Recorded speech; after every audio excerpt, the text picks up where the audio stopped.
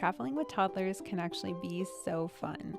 We decided to take our 2 toddlers on a 5-night cruise, and it was a wonderful family vacation.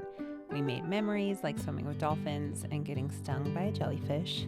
And my kids are 3.5 and 2.5. They loved the whole experience. My son Asher kept saying he wants to go on another trip like this, and he kept saying every morning, every day, he'd be like, "This is a fun day, I'm having so much fun," and just talk about how much he liked the trip.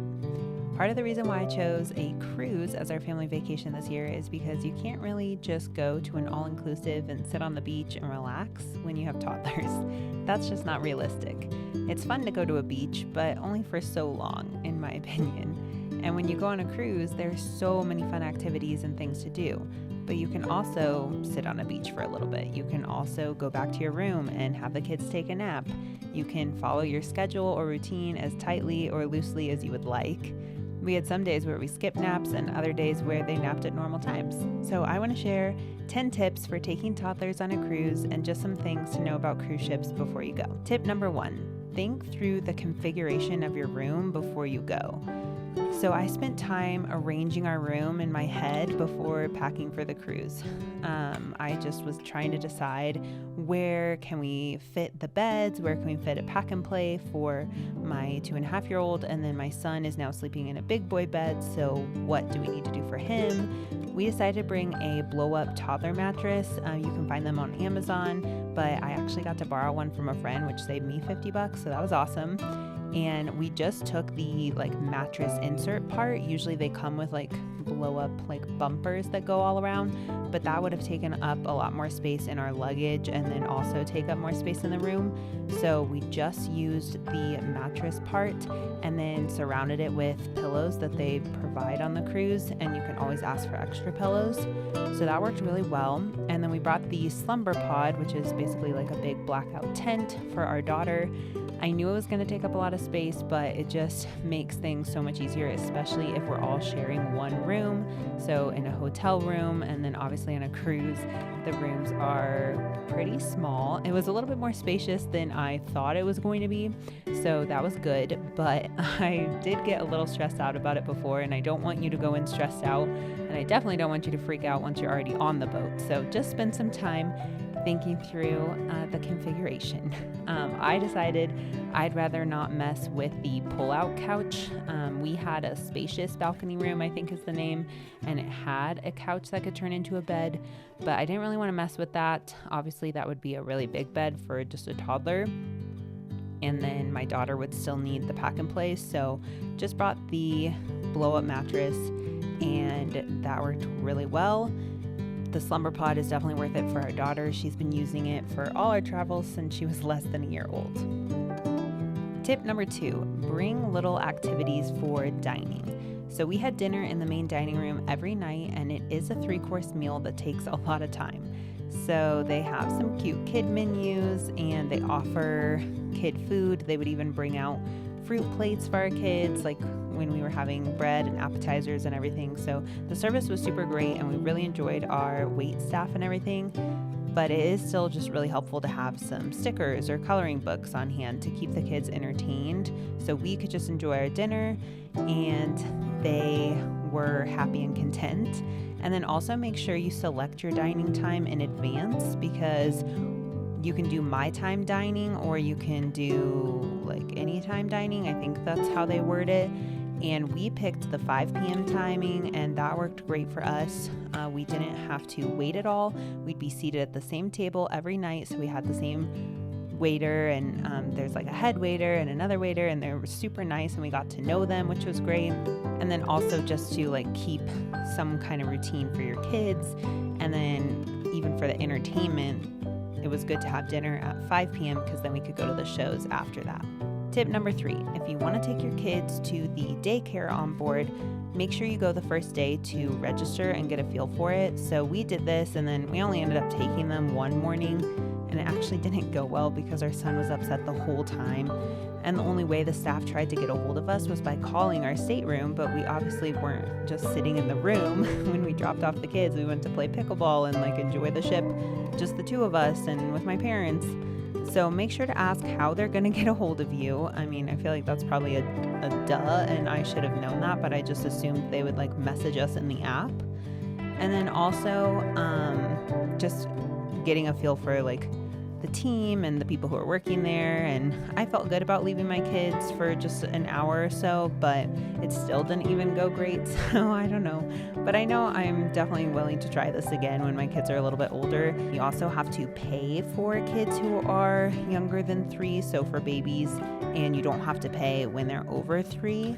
So, I mean, it makes sense, and obviously they have their procedures and everything they have to follow, so I get it, but it just wasn't the best fit for our family on this trip. And I would just say, definitely go check it out in the beginning, see if that's something you're interested in, and get registered so that when you do go to drop them off, it's just a little bit quicker and easier. Tip number 4, the morning is a wonderful time to explore the ship with kids. My kids wake up pretty early, especially on vacation. We've finally nipped that in the butt at home, but on vacation, we're all in the same room, so if one wakes up, we're kind of all awake. But this kind of worked in our favor because the ship is so quiet in the morning. I walked on the jogging track and then went down to the promenade, and they had a fun bakery where they usually have pizza at night. So they had all these fun pastries, they had little donuts, they had yogurt parfaits, and it was super quiet to just walk around and get to see the boat. And the kids enjoyed it. And then they even have this little room that's open play for parents to supervise their kids. So they had toys there and play mats, and it was nice and never busy when we were there in the mornings. Tip number 5, shows are super fun and family friendly. Our ship had an ice skating show and then 2 different shows going on in the theater at different times. There's also all of the other entertainment. So I went with my parents to the Love and Marriage show, which is really fun. They have lots of live music all around the ship. But there are some that are obviously more family friendly than others, but any of the big shows were definitely family friendly for us. And you can just check in the Royal Caribbean app or on your daily itinerary to find shows that would be a good fit for your family. Our shows were at 7 p.m. So like I said earlier, we selected the 5 p.m. dining option and then had time to get to the shows at night. And we actually went to the ice skating show twice. My kids loved it. They called it the ice movie. They would ask what show there is. Every single day they wanted to go to a show. If there wasn't a show, there were some big feelings about it. But it was super fun and we really enjoyed all the entertainment. Tip number 6, do your homework for port days. So I watched several YouTube videos about the ports we were going to just to get a feel. Obviously, totally depends on your personality and if you are a big planner, if you like to research things or not. For me, I just wanted that peace of mind that, I'm bringing my kids, so I kind of need to have an idea of what we're going to do. We can't just kind of wing it when we get there. And some ports are better than others. So we decided not to pay for an excursion in Costa Maya, but then once we got there, we did end up actually taking a taxi to a free beach. And they really tried to get us to go to this other beach that you had to pay, or you didn't have to pay, but then it was a restaurant, and it was just really weird. So we did end up going to this other place, and we were trying to meet up with my parents. So it was a whole thing. I kind of wish we would have just stayed in the port, but the problem in Costa Maya is that they don't just have a beach area you can go to straight off the port. So it's not like your perfect day at Coco Cay or Nassau, Bahamas or something like that. It's a little bit of a smaller, rockier port. But there are some really beautiful pools. There's some fun shops, restaurants, whatever. So it would have been fun to just stay there and hang out in the pool. My kids love the pool, but I did want to go on a beach vacation. So I guess it was cool that we got to see the beach there. But then in Cozumel, we went to a beach club resort kind of thing. And it's called Chonkanab. It's really weird. But it was amazing. We got to swim with dolphins and manatees, and they had a cute little beach area. So we got to play on the sand and beach, and they had a sea lion show. So that one was really cool and totally worth the price. And we did book that excursion through Royal Caribbean. So definitely do your homework, check out the options. Tip number 7, go with the flow. I am typically a scheduled person who sticks to routines. As a mom, I think it works really well. I think kids do very well with structure, and I do too. But my kids on this trip definitely did not have their normal routine at all. So they have a set nap time every day. We follow it pretty tightly at home. But on this trip, I went into it with an open mind. I planned on following the kids' cues and going with the flow. So one of the first days we didn't even do any nap, and by the end of the day, we could really tell. So we did decide that we should definitely make sure they got some kind of nap on the other days, whether it would be short or at a different time than it's normally, or in the stroller or whatever. So one of our port days, River actually fell asleep in the stroller right before we were about to get on the taxi. So I held her through the taxi ride, put her back in the stroller. My husband Nasheed walked her and Asher around in the stroller for like an hour, maybe not that long, but I'm pretty sure a full hour, that he just kind of hung out around the port and even like on the actual like long port walkway around the cruise ships. And that's what the kids' naps were that day, and it worked fine. You know, they made it through dinner and the show. It's definitely not anywhere close to a normal routine, and I typically even like wake them up at a certain time so we don't mess with their bedtime. But on the trip, we were just going with the flow and enjoying our time as much as possible.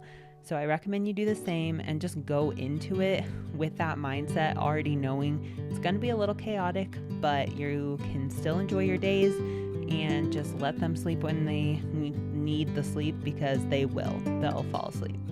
Tip number 8 is not going to be available for everyone, but I do recommend it if it's possible, and that is bring backup. Our trip would not have been the same if my parents didn't join.